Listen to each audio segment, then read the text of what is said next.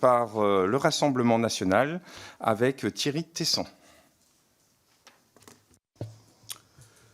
Merci, Monsieur le Président. Amiral, suite à l'invasion de l'Ukraine par la Russie, le président Emmanuel Macron annonçait vouloir lancer le chantier de l'économie de guerre. Depuis, ce thème a fait florès, symbole d'un réveil industriel d'une France se positionnant en leader de la défense européenne. Nous ne contestons pas la nécessité d'accroître nos capacités de production.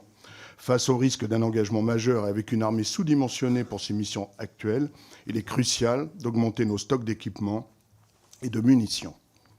Si les déclarations du président de la République vont dans le bon sens, elles demeurent davantage des intentions que des actions au service d'une réelle remontée en puissance. Cela pour deux raisons principales. Tout d'abord, les choix semblent davantage motivés par le contexte médiatique de la guerre en Ukraine plutôt que d'une cohérence stratégique globale. L'artillerie et les missiles ont été mis à l'honneur. Pourtant, l'armée souffre d'une trop faible réserve d'équipements qui se sont révélés cruciaux en Ukraine. Presque aucun effort n'a par exemple été fait pour augmenter nos capacités de production de blindés légers, de chars de combat ou d'équipements individuels du fantassin. Enfin, il est crucial pour nos industriels d'avoir des commandes planifiées à travers un calendrier clair. À cet égard, la présente loi de programmation est revenue sur un nombre conséquent de commandes de sa précédente, notamment 48 Rafales, 15 A400M, 2 frégates de défense et 500 blindés Griffon ou Jaguar. De fait, très peu de lignes de production ont été réellement ouvertes. Nous restons sur les modèles dits de dividendes de la paix qui ne préparent en aucun cas les guerres de demain. Avec ce constat, ma question est simple et très large. Selon vous, quel équipement nécessite aujourd'hui le plus d'efforts quant à notre capacité de production, notamment en fonction des retours d'expérience de la guerre en Ukraine, comme des conflits au Moyen-Orient? Je vous remercie. Merci, chers collègues. Vous avez la parole, Amiral.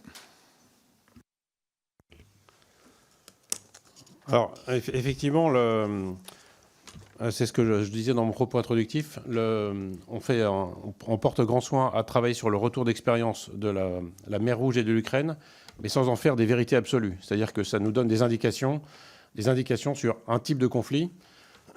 Tout d'abord, le conflit en Ukraine, c'est un conflit qui est maintenant statique ou quasiment statique. C'est-à-dire que la ligne de front est stabilisée. Il y a énormément d'équipements qui sont mis en place pour assurer justement cette stabilité du front. Je parle de la guerre électronique, de dispositifs de brouillage, de systèmes de détection des drones, que ce soit des systèmes radars, visuels, acoustiques. Vous savez que la population ukrainienne dispose de systèmes où tout le monde participe à la veille aérienne. Donc il y a énormément de choses qui sont organisées parce que ce front est statique. Donc on en déduit plein d'enseignements, mais sans oublier les particularités de ce conflit. Pour la mer Rouge, c'est pareil. Ça se passe dans le sud de la mer Rouge. On pourrait dire presque dans une mer fermée, avec un point de passage obligé qui est le détroit de Bab el-Mandeb. Et donc, c'est aussi un conflit particulier. On n'est pas dans l'immensité de l'océan Atlantique Nord, comme dans la guerre sous-marine qui se passe parfois dans ces grands espaces. Donc on est sur un espace restreint, presque une mer fermée. On pourrait dire presque comme la mer Noire, en fait. Enfin, on le voit sur la pression qui est exercée sur les flottes, mais qui est complètement maîtrisée, notamment par la marine française. Donc à chaque fois, on en déduit des enseignements, et c'est extrêmement riche, mais sans oublier les particularités de chacun de ces conflits. Vous avez parlé de cohérence globale pour cette LPM, et notamment évoqué les chars lourds ou la production de blindés légers. Pour les chars lourds, il y a le programme MGCS qui est en cours, et ce n'est pas un programme de temps court, en fait.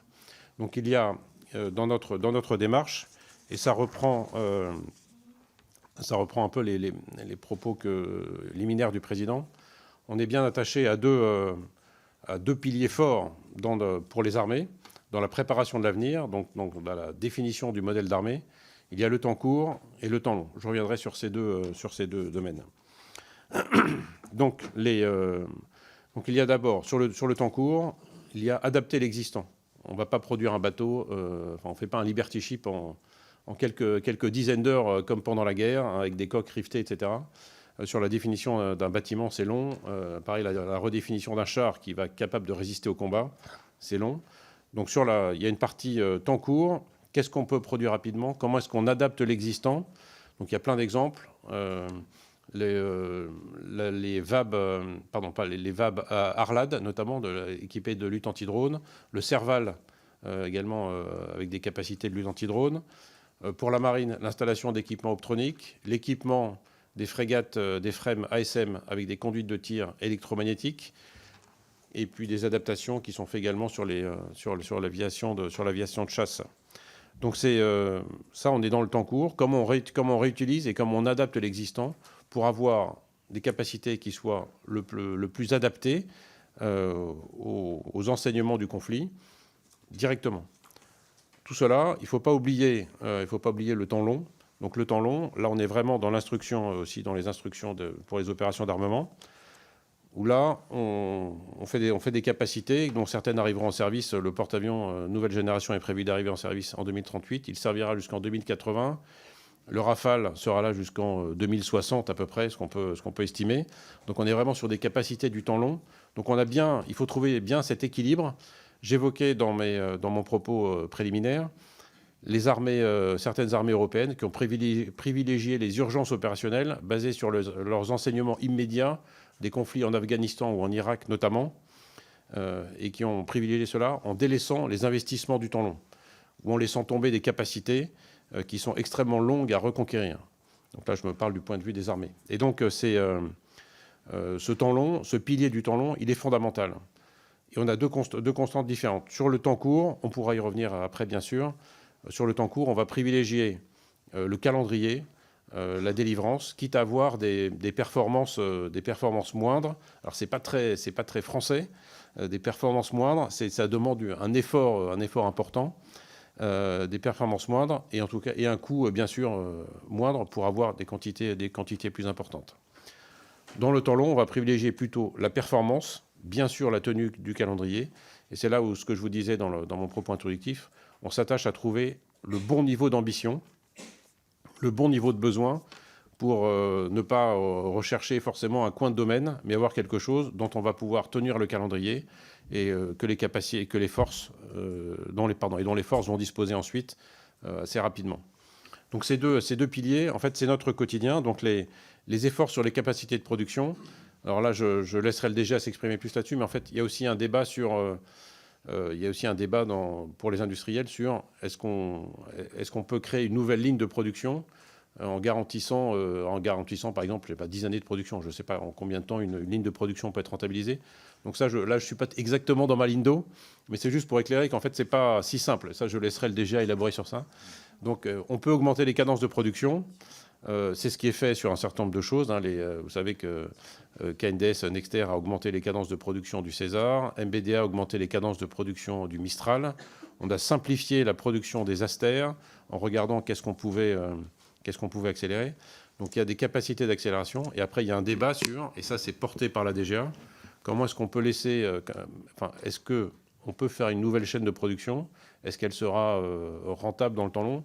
Ou est-ce que ce sera un investissement? En fait, il ne faudrait pas non plus dévaster une région ou en générant de faux espoirs sur la création d'une chaîne qui n'aura pas de pérennité, parce qu'en fait, il n'aura pas de marché, ou en tout cas, on ne pourra pas la soutenir, ou elle ne pourra pas être garantie par des commandes suffisantes de l'État.